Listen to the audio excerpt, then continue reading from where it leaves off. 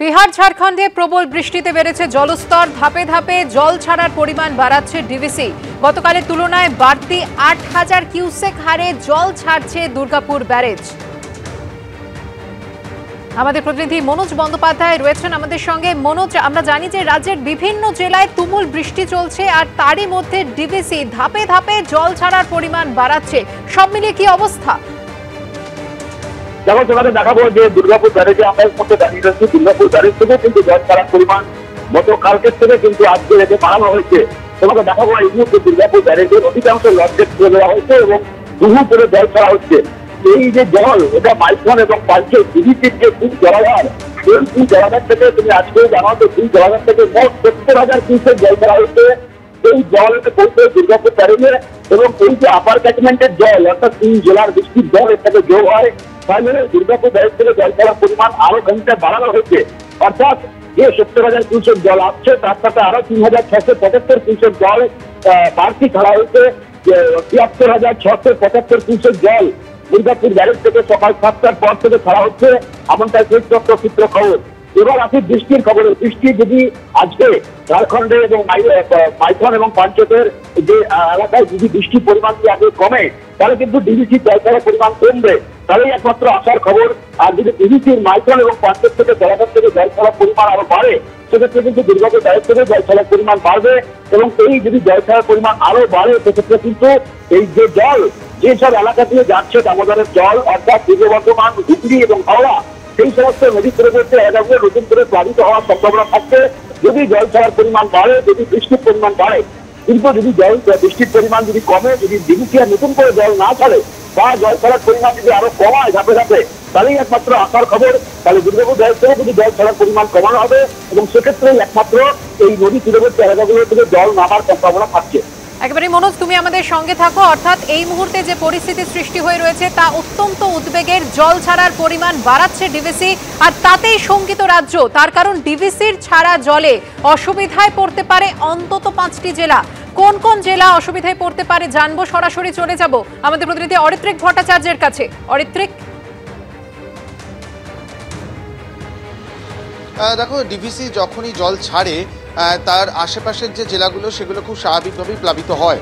তার কারণ আমরা জানি হচ্ছে বর্ধমান জেলার কথা যদি বলি, সেখানে দামোদর, অজয়ের মতন বড় বড় নদ নদী রয়েছে এবং তার সঙ্গেও রয়েছে অসংখ্য ছোট নদী, সেগুলো প্লাবিত হওয়ার সম্ভাবনা বেড়ে যায়।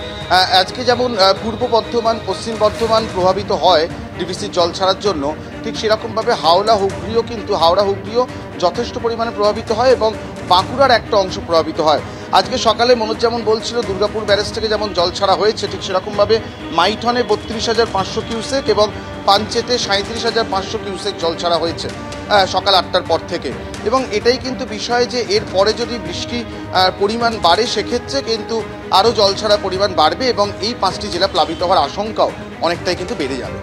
অরিত্রিক, তুমি আমাদের সঙ্গে থাকো। অর্থাৎ ডিভিসি যেভাবে ধাপে ধাপে জল ছাড়ার পরিমাণ বাড়াচ্ছে, তাতে কিন্তু আরও আশঙ্কার মেঘ ঘনীভূত হচ্ছে। ৫টি জেলা, যার মধ্যে রয়েছে বর্ধমান, হুগলি, হাওড়া এবং বাঁকুড়ার একটা অংশ, সেখানে জলস্তর বাড়তে পারে এবং জনজীবন বিপর্যস্ত হওয়ার একটা আশঙ্কা থেকেই যাচ্ছে।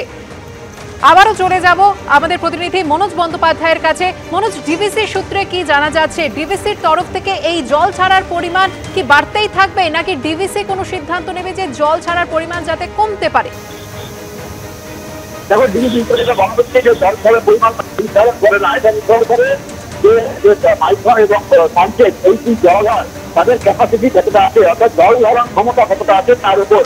যদি বৃষ্টি হয়, প্রচন্ড পরিমাণে বৃষ্টি হয় ঝাড়খণ্ডে এবং বিহারে, তাহলে সেই জল তুমি জানো যে মাইথন এবং পাঞ্চেত জলাধারে এসে পৌঁছে এবং সেখানে যে তাদের যে ক্যাপাসিটি রয়েছে, সেই ক্যাপাসিটির ওপরে যখন জল যায় তখন তাদেরকে ১২ ঘন্টা আগে থেকে মেসেজ দেওয়া হয় সংশ্লিষ্ট জেলাগুলোকে এবং সংশ্লিষ্ট রাজ্যগুলোকে। ডিভিসি সূত্রে বলা হচ্ছে যে ঝাড়খণ্ডের রাজ্য সরকার এবং পশ্চিমবঙ্গের রাজ্য সরকারকে ১২ ঘন্টা আগে সেই মেসেজ দেওয়া হয়, যারা রয়েছে এই বিভাগের সঙ্গে সংশ্লিষ্ট একক স্টেট দপ্তরকে এবং জেলা শাসকদেরকে, তাদেরকে মেসেজ দেওয়া হয় যে এত পরিমাণ ক্যাপাসিটি রয়েছে, এর উপরে এত পরিমাণ জল আবার আসছে, সুতরাং এই এতটা পরিমাণ জল ছাড়া হবে। এই দেওয়ার পর তারপর কিন্তু সেই জল ছাড়ার প্রক্রিয়া শুরু হয়। সুতরাং বৃষ্টির পরিমাণ যদি কমে তাহলে একমাত্র ডিভিসি জল ছাড়ার পরিমাণ কমাবে, এমনটাই ডিভিসি সূত্রে বলা হচ্ছে যে টেকনিক্যাল কারণ যে তাদের যে ক্যাপাসিটি রয়েছে সেই ক্যাপাসিটির মধ্যে থাকলে তারা রিজার্ভারে ততটাই জল রাখতে পারবে, তার উপরে জল এলে তারা কিন্তু সেই জল ছাড়তে বাধ্য হয় এবং সেই জলই ছাড়া হয়, এমনটাই ডিভিসি সূত্রে বলা হচ্ছে। এবং সেই মাইথন এবং পাঞ্চেতের ছাড়া জল সেটা এসে পৌঁছয় দুর্গাপুর ব্যারেজে এবং দুর্গাপুর ব্যারেজে সেই জলটাই ছাড়া হয়। এরপরেই সেই জল এসে পূর্ব বর্ধমান, হুগলি এবং হাওড়া এই 3 জেলার মধ্যে দিয়ে যায়। তাই জন্য এই 3 জেলায় বেশি প্লাবিত হয়, আমাদের দূরবর্তী এলাকাগুলো বেশি করে প্লাবিত হয়। এই যাতে জল খাওয়ার পরিমাণটা বাড়ে, দেখা যায় যে 70-80 হাজার কিউসেক ছাড়িয়ে যাওয়ার পর এটা এলাচ দেওয়া হয়, তাহলেই কিন্তু প্লাবিত হওয়ার সম্ভাবনা থাকে। তার নিচে অর্থাৎ কম জল ছাড়লে কিন্তু ওই দূরবর্তী এলাকাগুলো প্লাবিত হয় না। সুতরাং এই যে 70 হাজার কিউসেক জল যাচ্ছে এটা কিন্তু একটা উদ্বেগের বিষয়। যদি এটা আরো বাড়ে তাহলে কিন্তু এটা চিন্তার বিষয়, যদি আরো ধাপে ধাপে আরো কমে তাহলে কিন্তু আসার খবর রয়েছে। একেবারেই মনোজ, চিন্তা তো বাড়ছেই, তার কারণ দ্বাদশী আজ এবং আজও দুর্যোগ পিছু ছাড়ছে না। সকাল থেকেই আমরা দেখছি আকাশের মুখ ভার, কলকাতার বিভিন্ন এলাকায় শুরু হয়েছে বৃষ্টি। আজ থেকে বৃষ্টির পরিমাণ কমবে এমনটাই আশ্বাস দিয়েছে আবহাওয়া দফতর। আবহাওয়ার বিষয়ে আরো বিস্তারিত জানবো আমাদের প্রতিনিধি অরিত্রিক ভট্টাচার্যের সঙ্গে। অরিত্রিক,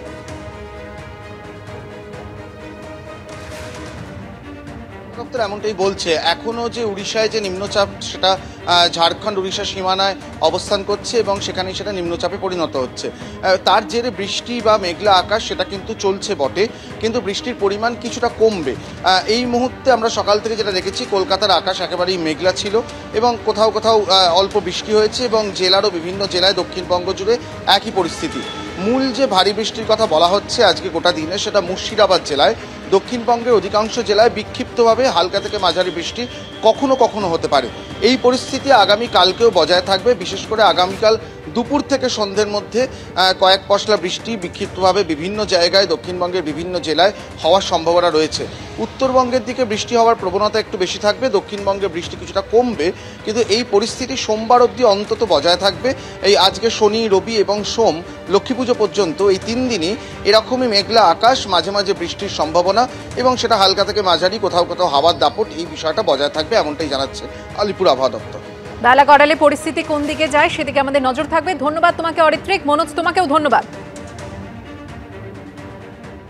দুর্যোগের বৃষ্টিতে কার্যত দুর্বিপাকে একাধিক জেলা। এরই মধ্যে গতকাল জল ছাড়ার পরিমাণ বাড়িয়েছে ডিভিসি, যা নিয়ে রাজ্য সরকার বনাম ডিভিসি চাপানুতরের আঁচও বেড়েছে। গতকাল সকালে এক স্যান্ডেলে মুখ্যমন্ত্রী লেখেন, বিজয়া দশমী মানে দুর্গাপুজো শেষ, এটা আনন্দের সময়। কিন্তু পশ্চিমবঙ্গের মানুষকে উৎসবের এই শেষ পর্ব শান্তিতে পালন করতে না দিয়ে ডিভিসি 65,000 কিউসেক জল ছেড়েছে এবং তা রাজ্য সরকারকে না জানিয়ে। এই বেপরোয়া পদক্ষেপ উৎসবের সময়ে মানুষকে দুঃখ যন্ত্রণার দিকে ঠেলে দেওয়ার চেষ্টা ছাড়া আর কিছুই নয়। হুঁশিয়ারির সুরে মুখ্যমন্ত্রী লেখেন, স্পষ্টভাবে বলছি, আমি কাউকে বাংলার বিসর্জন দিতে দেব না। মানুষের বিরুদ্ধে হওয়া প্রতিটা ষড়যন্ত্রের জবাব পূর্ণ শক্তি দিয়ে দেওয়া হবে।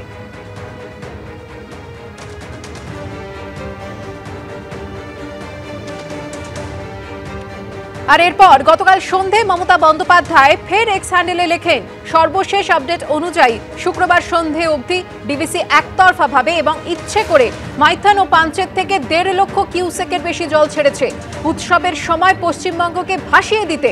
এটা ইচ্ছাকৃতভাবে আমাদের ওপর বিপর্যয় নামিয়ে আনা এবং পুজোয় ব্যস্ত লক্ষ লক্ষ মানুষকে যন্ত্রণার দিকে ঠেলে দেওয়া ছাড়া আর কিছুই নয়। লজ্জাজনক, অসহ্য, মেনে নেওয়া যায় না। আমরা প্রতিবাদ জানাচ্ছি।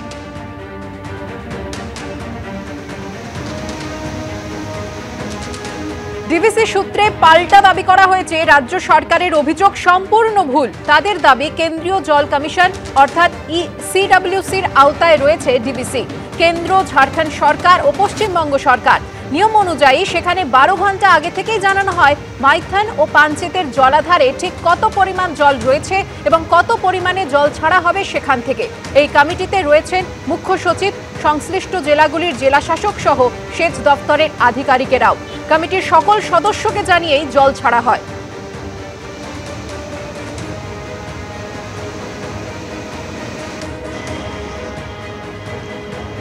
অন্যদিকে তৃণমূল সূত্রে দাবি করা হয়েছে যে লক্ষ্মী পুজোর পরই তারা এ নিয়ে বড়সড় আন্দোলনে নামছে। ডিভিসির অফিস ঘেরাও থেকে কেন্দ্রের বঞ্চনা নিয়ে সরব হবে তৃণমূল কংগ্রেস। সূত্রের দাবি, তৃণমূল শীর্ষ নেতৃত্বের মত, জেলায় জেলায় পুজো কার্নিভালকে খাটো করতেই কেন্দ্র ষড়যন্ত্র করছে। তৃণমূলের অভিযোগের পাল্টা জবাব দিতে দেরি করেনি বিজেপিও। এটা কেন্দ্র সরকারের বরাবরের স্বভাব। এবার যেহেতু নির্বাচন রয়েছে, তাই বাংলা বিরোধী স্বভাব বা আচরণটা দেখাতে হবে। তাই পুজোটাকেও এরা রেয়াত করলো না। মানে এত মানুষের জীবন কার্যত বিপদের দিকে ঠেলে দেওয়া, এটা বিজেপির বরাবরের স্বভাব। তো আপনারা তো স্টেট গভর্নমেন্টের সাথে কোনো রকম ইন্টিমেশন, কোনো কোঅর্ডিনেশন করেন না, কোনো আলোচনা করেন না। বাংলা যেহেতু এদের ভোট দেয়নি, বাংলাকে ভাষাতে চেয়েছে। মমতা বন্দ্যোপাধ্যায় এই যে কেন্দ্রের সাথে বা কেন্দ্র সরকারের সাথে বা অন্য রাজ্যের সাথে বাংলার একটা কৃত্রিম শত্রুতার কনসেপ্ট তৈরি করার চেষ্টা করছেন। উদ্দেশ্য একটাই, বাঙালি এই সেন্টিমেন্টের উপর ভরসা করে হিন্দু ভোটকে ভাগ করা। বাংলার বিসর্জন হবে না, তৃণমূলের বিসর্জন হবে। এবারে নির্বাচন তৃণমূলের বিসর্জন। ডিভিসির জল ছাড়ার প্রেক্ষিতে মুখ্যমন্ত্রীর নির্দেশে গতকাল নবান্নে উচ্চ পর্যায়ের বৈঠক হয়েছে। মুখ্য সচিব, স্বরাষ্ট্র সচিবের পাশাপাশি বৈঠকে ছিলেন সেচ দপ্তর, বিপর্যয় মোকাবিলা দপ্তরের সচিব এবং সমস্ত জেলা শাসকরা। সূত্রের দাবি, রাজ্যে বন্যা পরিস্থিতি তৈরি হলে মানুষকে কিভাবে নিরাপদ দূরত্বে নিয়ে যাওয়া হবে, ত্রাণ ও ওষুধ কিভাবে বিলি করা হবে তা নিয়ে বৈঠকে আলোচনা হয়েছে।